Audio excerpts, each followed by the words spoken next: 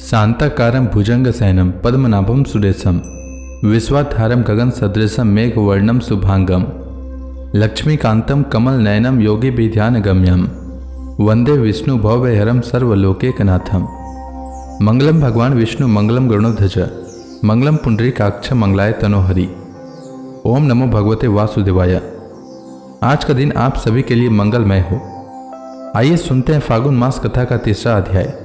आज की कथा में श्री मैत्रेय जी कहते हैं, विदुर जी, इस प्रकार जब रुद्र के सेवकों ने समस्त देवताओं को हरा दिया और उनके संपूर्ण अंग प्रत्यंग भूत प्रेतों के त्रिशूल, पटिस, खड़ग, गदा, परीघ और मुदगर आदि आयुधों से छिन्न भिन्न हो गए, तब वे ऋत्विज और सदस्यों के सहित बहुत ही डर कर ब्रह्मा जी के पास पहुंचे और प्रणाम करके उन्हें सारा वृतांत कह सुनाया। भगवान ब्रह्मा जी और सर्वांतर्यामी श्री नारायण पहले से ही इस भावी उत्पात को जानते थे, इसी से वे दक्ष के यज्ञ में नहीं गए थे।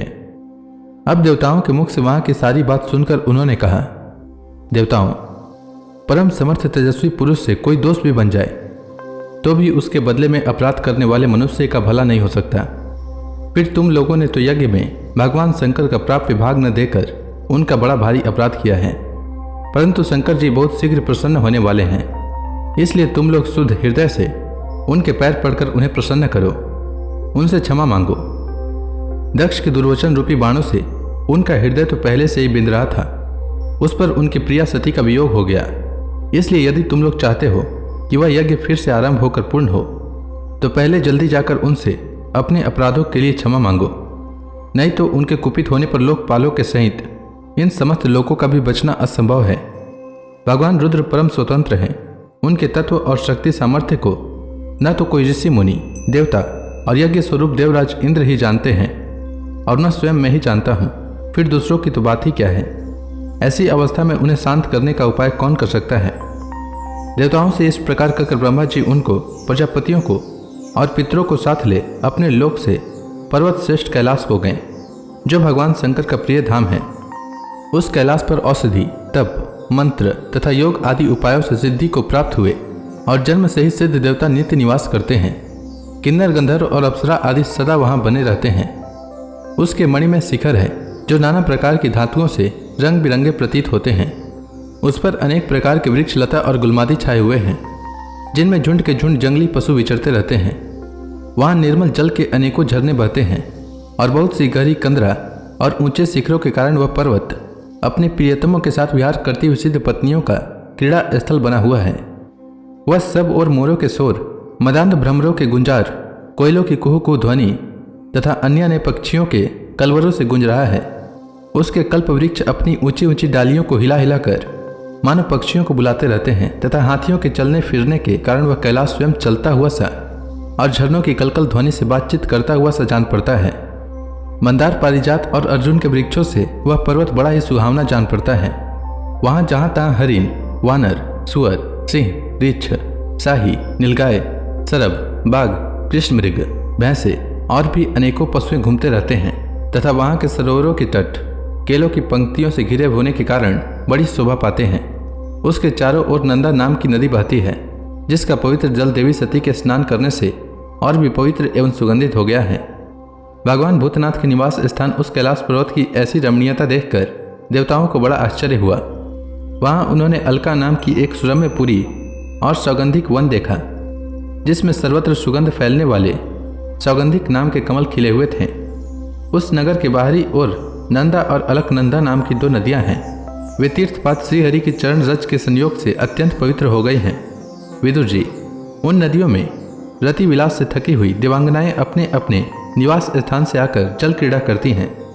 विदुर जी, इसके बाद देवगण सौगंधिक वन में आए। वह वन रंग बिरंगे फल, फूल और पत्तों वाले अनेकों कल्प वृक्षों से सुशोभित था। उसमें कोकिल आदि पक्षियों का कलरव और भंवरों का गुंजार हो रहा था तथा राजहंसों के परम प्रिय कमल कुसुमों से सुशोभित अनेकों सरोवर थे। वह वन जंगली हाथियों के शरीर की रगड़ लगने से घिसे हुए हरी चंदन वृक्षों का स्पर्श करके चलने वाली सुगंधित वायु के द्वारा यक्ष पत्नियों के मन को विशेष रूप से मथे डालता था। बावलियों की सीढ़ियां वैदुर्य मणि की बनी हुई थी, उनमें बहुत से कमल खिले रहते थे। वहां अनेकों किम पुरुष जी बहलाने के लिए आए हुए थे। इस प्रकार उस वन की शोभा निहारते जब देवगण कुछ आगे बढ़े तब उन्हें पास ही एक वट वृक्ष दिखलाई दिया। वह वृक्ष 100 योजन ऊंचा था तथा उसकी शाखाएं 75 योजन तक फैली हुई थी।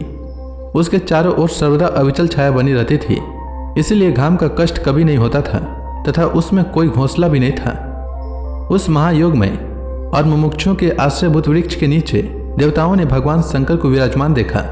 वे साक्षात क्रोधहीन काल के समान जान पड़ते थे। भगवान भूतनाथ का श्री अंग बड़ा ही शांत था। सनंद आदि शांत सिद्धगण और सखा यक्ष राक्षसों के स्वामी कुबेर उनकी सेवा कर रहे थे। जगतपति महादेव जी सारे संसार के सुहृद हैं, स्नेहवश सबका कल्याण करने वाले हैं।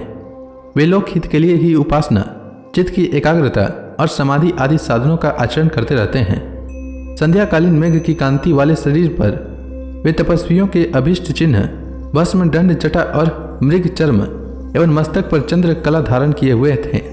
वे एक कुशासन पर बैठे थे और अनेकों साधु श्रोताओं के बीच में श्री नारद जी के पूछने से सनातन ब्रह्म का उपदेश कर रहे थे। उनका बायां चरण दाईं जांघ पर रखा था। वे बायां हाथ बाएं घुटने पर रखे, कलाई में रुद्राक्ष की माला डाले तर्क मुद्रा से विराजमान थे। वे योग पट का सहारा लिए एकाग्र चित्त से ब्रह्मानंद का अनुभव कर रहे थे। लोकपालों के सहित समस्त मुनियों ने मननशीलों में सर्वश्रेष्ठ भगवान शंकर को हाथ जोड़कर प्रणाम किया। यद्यपि समस्त देवता और दैत्यों के अधिपति श्री महादेव जी के चरण कमलों की वंदना करते हैं, तथापि वे श्री ब्रह्मा जी को अपने स्थान पर आया देख तुरंत खड़े हो गए और जैसे वामनावतार में परम पूज्य श्री विष्णु भगवान कश्यप जी की वंदना करते हैं, उसी प्रकार सिर झुकाकर उन्हें प्रणाम किया। इसी प्रकार शंकर जी के चारों ओर जो महर्षियों सहित अन्य ने सिद्धगण बैठे थे, उन्होंने भी ब्रह्मा जी को प्रणाम किया। सबके प्रणाम कर चुकने पर ब्रह्मा जी ने चंद्रमौली भगवान से, जो अब तक प्रणाम की मुद्रा में ही खड़े थे, उनसे हंसते हुए कहा। श्री ब्रह्मा जी ने कहा, देव, मैं जानता हूँ आप संपूर्ण जगत के स्वामी हैं, क्योंकि विश्व की योनि शक्ति और उसके बीज शिव से परे जो एक रस पर ब्रह्म है वह आप ही हैं। भगवान, आप मकड़ी के समान ही अपने स्वरूपभूत शिव शक्ति के रूप में क्रीड़ा करते हुए लीला से ही संसार की रचना, पालन और संहार करते रहते हैं। आपने ही धर्म और अर्थ की प्राप्ति कराने वाले वेद की रक्षा के लिए दक्ष को निमित्त बनाकर यज्ञ को प्रकट किया है। आपकी ही बंधी हुई ये वर्णाश्रम की मर्यादाएं हैं, जिनका नियम निष्ठ ब्राह्मण सदापूर्वक पालन करते हैं। मंगलमय महेश्वर, आप शुभ कर्म करने वालों को स्वर्गलोक अथवा मोक्ष पद प्रदान करते हैं तथा पाप कर्म करने वालों को घोर नरकों में डालते हैं। फिर भी किसी किसी व्यक्ति के लिए इन कर्मों का फल उल्टा कैसे हो जाता है। जो महानुभाव आपके चरणों में अपने को समर्पित कर देते हैं, जो समस्त प्राणियों में आपकी झांकी करते हैं और समस्त जीवों को अभेद दृष्टि से आत्मा में ही देखते हैं, वे पशुओं के समान प्रायः क्रोध के अधीन नहीं होते। जो लोग भेद बुद्धि होने के कारण कर्मों में ही आसक्त हैं, जिनकी नियत अच्छी नहीं है, दूसरों की उन्नति देखकर जिनका चित्त रात दिन कूड़ा करता है, और जो मर्मभेदी अज्ञानी अपने दुर्वचनों से दूसरों का चित्त दुखाया करते हैं, आप जैसे महापुरुषों के लिए उन्हें भी मारना उचित नहीं है, क्योंकि वे बेचारे तो विधाता के ही मारे हुए हैं। देवदेव, भगवान कमलनाथ की प्रबल माया से मोहित हो जाने के कारण यदि किसी पुरुष की कभी किसी स्थान में भेद बुद्धि होती है, तो भी साधु पुरुष अपने पर दुख कातर स्वभाव के कारण उस पर कृपा ही करते हैं। देववश जो कुछ हो जाता है वे उसे रोकने का प्रयत्न नहीं करते। प्रभु, आप सर्वज्ञ हैं। परम पुरुष भगवान की दुस्तर माया ने आपकी बुद्धि का स्पर्श भी नहीं किया है, अतः जिनका चित्त उनके वशीभूत होकर कर्म मार्ग में आसक्त हो रहा है, उनके द्वारा अपराध बन जाए तो भी उन पर आपको कृपा ही करनी चाहिए।